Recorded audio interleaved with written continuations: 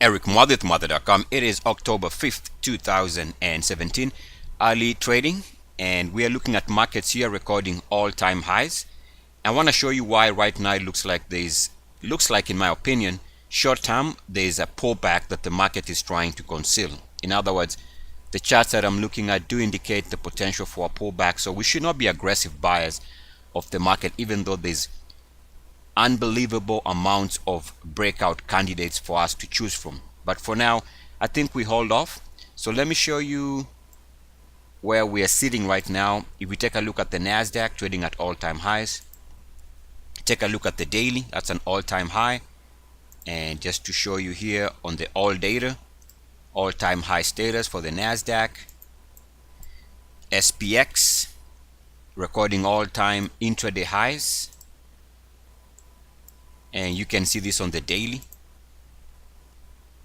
Intraday highs, all-time fresh intraday highs. And we can say the same thing about the Dow. All-time intraday highs. Now let's go back to that Nasdaq chart, show you what I'm looking at in terms of why around here it would not surprise me if the market starts pulling back. Number one, on the Nasdaq, I am watching here based on the Nasdaq daily chart. There is a line that goes to this break here, and that was good enough for some type of a pullback. And now what the market has done essentially is coming back to test that break level. Should be somewhere there. So day to day, if this becomes resistance, then we can logically expect a pullback on the Nasdaq. More importantly, on the hourly, this is what we've been doing on the hourly. We are moving to all-time intraday highs, but we can see that the technicals really have not been following through. Number one, they are not breaking out. And more importantly, we seem to be forming this line potentially of resistance while the market is improving here. So that negative divergence does give me the indication that the market is running out of technical strength as of right now, even as market continues to trade here at intraday highs. If we take a look at the 30-minute chart for the Nasdaq,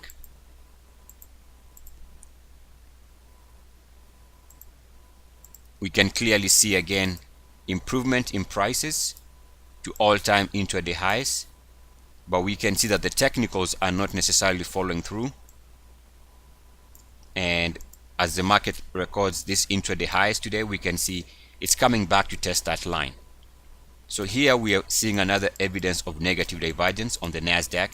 And if you want to drill this even more, take a look at the hourly, at the 5-minute chart. And what I see here is early this morning we tried to move above 69.1 and we were rejected. Also, I was taking a look at the Brazilian market by way of the EWZ, and here it looks like a good breakout on the weekly if it can hold above the previous recent weekly closing high. We are looking at the RSI jumping above 69.1.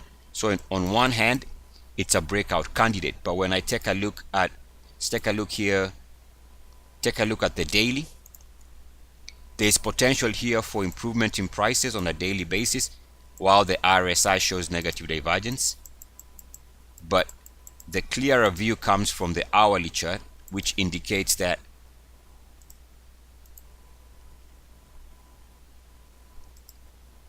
it is coming back to test this break, which was off the highs there, for a shallow pullback.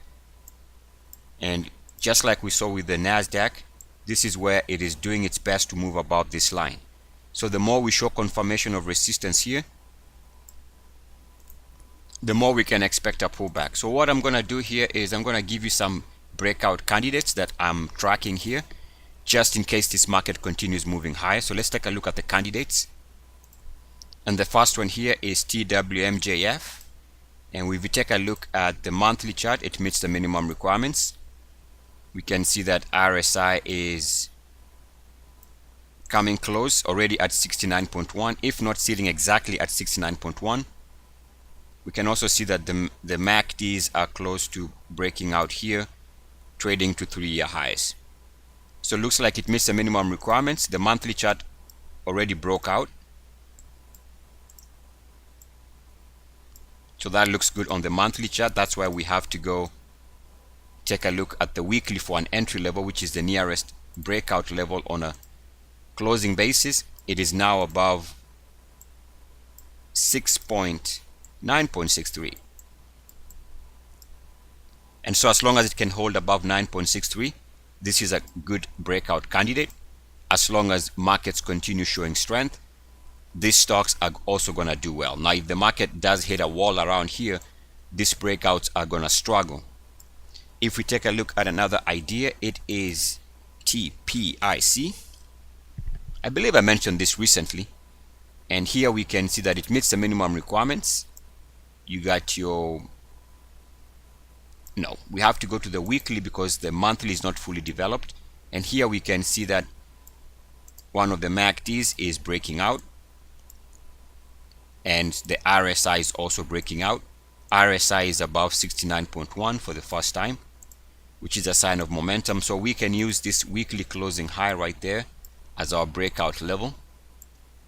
So now that it is breaking out and has moved above the prior all-time weekly closing high, we need to consider this a breakout. It needs to now stay above 22.67, which is the close right here. So it needs to stay above this price so that the breakout can continue being in effect. The other one is CGI or GCI. And go to the monthly. On the monthly chart, we are looking at MACDs at all-time highs, and we are looking at the RSI also at all-time highs.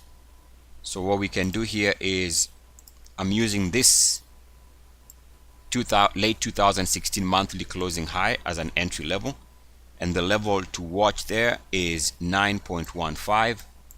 It is above 9.15, so it remains a breakout candidate as long as it can hold above 9.15.